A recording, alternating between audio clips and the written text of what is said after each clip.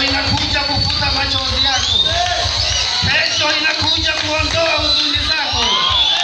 Kesho inakuja kufuta machozi yako. Kuna sababu ya kuishi kwa hofu. Kuna sababu ya kutembea kwa hofu.